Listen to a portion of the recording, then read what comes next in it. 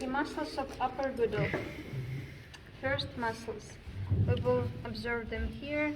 Deltoid muscle. Deltoid muscle originates from the spine of scapula, from the acromion, and from the acromial end of clavicle. That muscle is responsible for abduction till the horizontal level. Then abduction is responsible for the trapezius muscle is responsible for next abduction. Also posterior part is responsible for the flexion, anterior part for extension and flexion. Then we have next muscle, supraspinatus muscle. It would be under the trapezius muscle. We cannot observe it because it's present under the trapezius muscle. It originates from supraspinate fossa. It means from scapula and attached to the greater tubercle. It initiates abduction of upper limb. So we're responsible for abduction. Then next muscle is infraspinatus. At the anterior region, it's covered by the deltoid muscle. It starts from the infraspinate fossa and attached to the posterior tubercle. This muscle is responsible for lateral rotation. Under it, teres minor muscle is present, which starts from the lateral margin of the scapula and attached to the crest of lesser tubercle or greater tubercle. Also lateral rotation. And finally, teres major muscle. It attached to the crest of lesser tubercle together with the latissimus dorsi. That's why they produce one movement. It's adduction of upper limb and also its extension. Adduction, internal rotation, middle rotation, and extension. Then anteriorly, we continue with muscles of upper girdle. We will find subscapularis muscle. It covers subscapular fossa and attached to the lesser tubercle. It's responsible for adduction. Then muscles of arm. First one.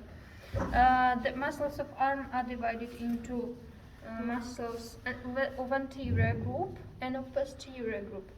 Anterior groups, like if you talk about the forearm also, flexors. Posterior group, extensors. First muscle, biceps brachii muscle. It has two heads. If you look at them, they are present at the superior portion of the muscle.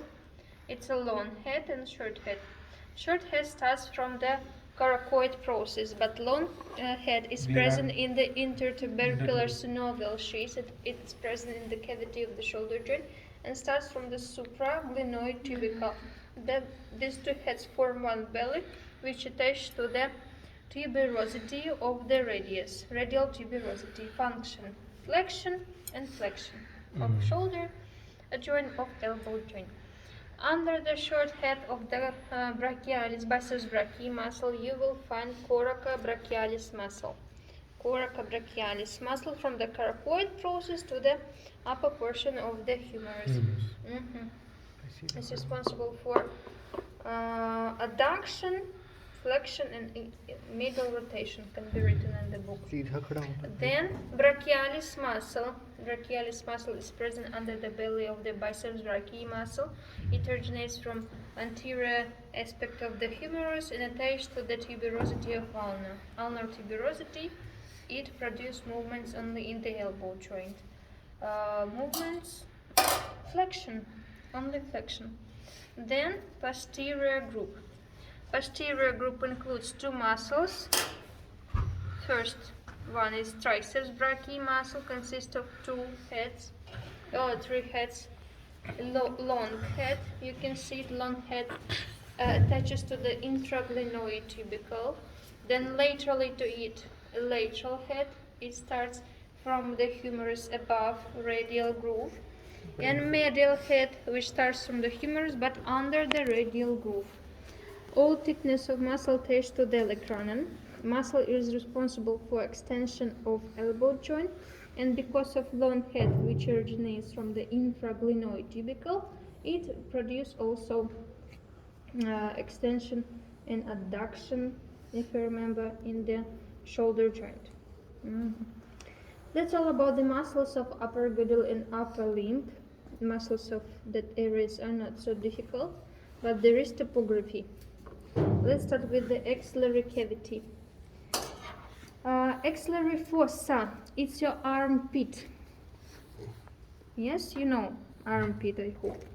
Armpit is limited. We cannot say here armpit because skin is removed, but armpit is limited by the fold of skin above pectoral major anteriorly and latissimus dorsi posteriorly.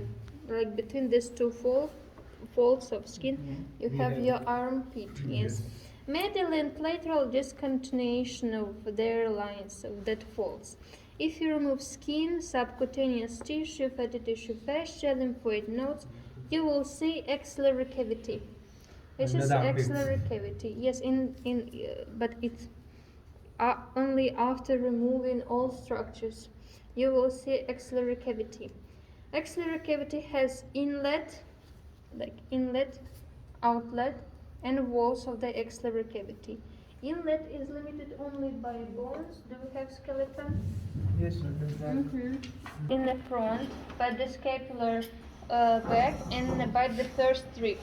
This triangular shape inlet of the axillary cavity, and brachial plexus, which originates from the cervical spinal nerves, or for example subclavian artery, subclavian vein, they enter axillary cavity through the inlet, superior aperture of the axillary cavity. We remove skin and we can see directly that outlet is formed by the inferior margin of pectoral major anteriorly, and posteriorly you can see latissimus dorsi. Laterally you have biceps brachii muscle, its short head, and also medially laceratus anterior muscle. Now let's discuss about the walls of the axillary cavity. Anterior wall is formed by the pectoral major and pectoral minor. You can see a small piece of the pectoral minor. Then medial wall again is formed by the serratus anterior muscle. Lateral wall is formed by the brachialis, by the coraca brachialis, by the humerus. About the outlet. Now outlet is limited just by continuation of that muscles on the lateral wall of serratic cage and on the medial aspect of arm, not by the muscles. But walls are limited by muscles. We discussed anterior wall, medial wall, serratus anterior, lateral wall, and finally posterior wall. Subscapularis muscle, teres major, and latissimus dorsi. The three muscles form posterior wall of the axillary cavity. And you can see brachial plexus, for example, axillary artery, which is continuation of the subclavian artery, and it was axillary vein and its continuation above first rib, known as subclavian vein. Now about the triangles which are present on the anterior wall of the axillary cavity. So anterior wall, as you remember, formed by two muscles, pectoral minor and pectoral major.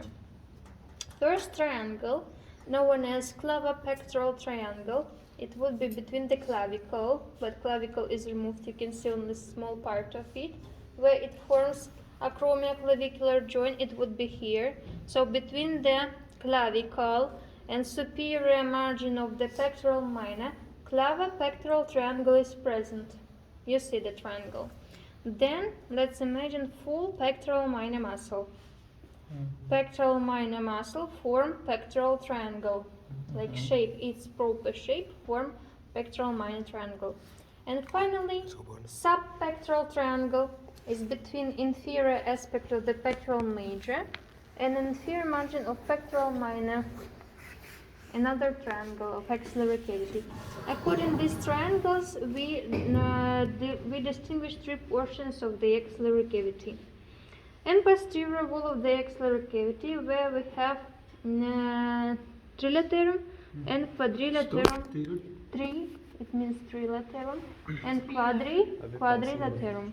Like there are two foramens. Trilaterum has three boundaries. Quadrilaterum has four boundaries. Could you give me pen, pencil, and like small paper? I will explain the spaces.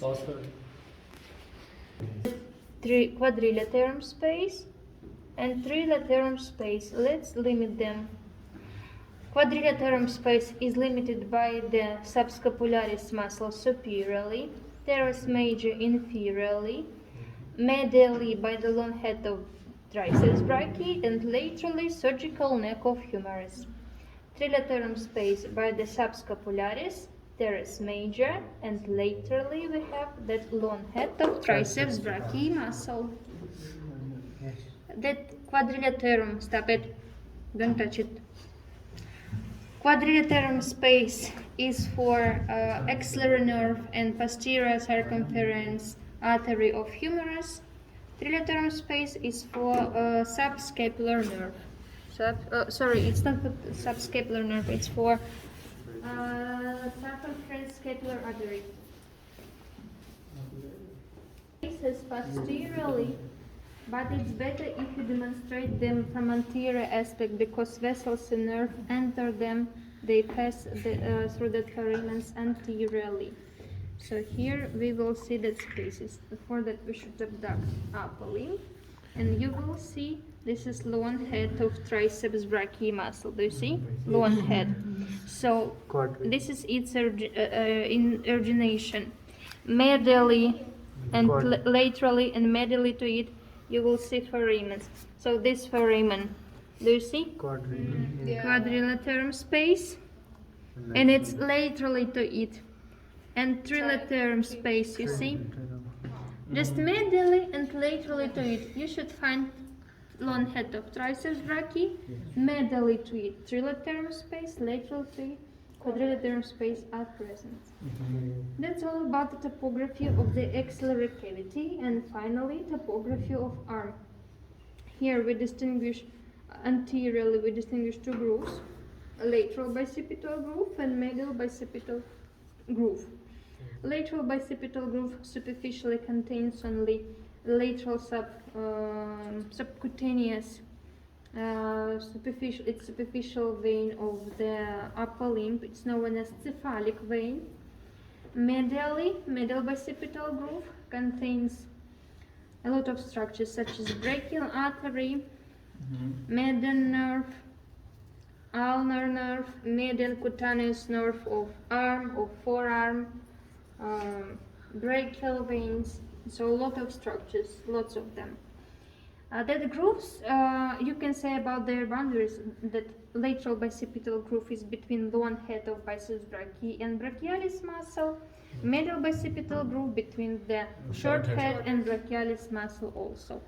Now about the canal, which is present on the arm. That canal has three names: spiral canal, canal for radial nerve, and humeral muscular canal.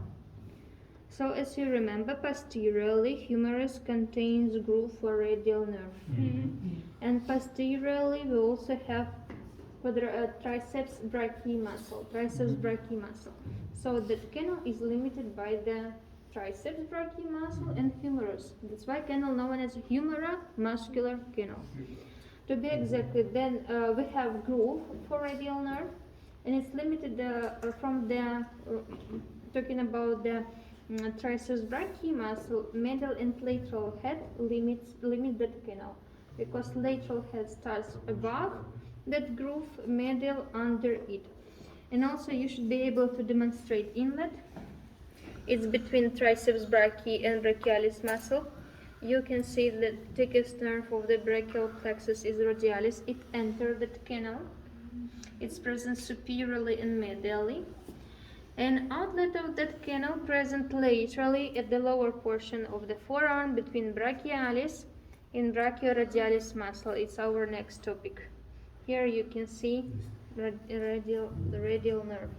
And I forgot to explain only one muscle. It's anconeus muscle. Anconeus.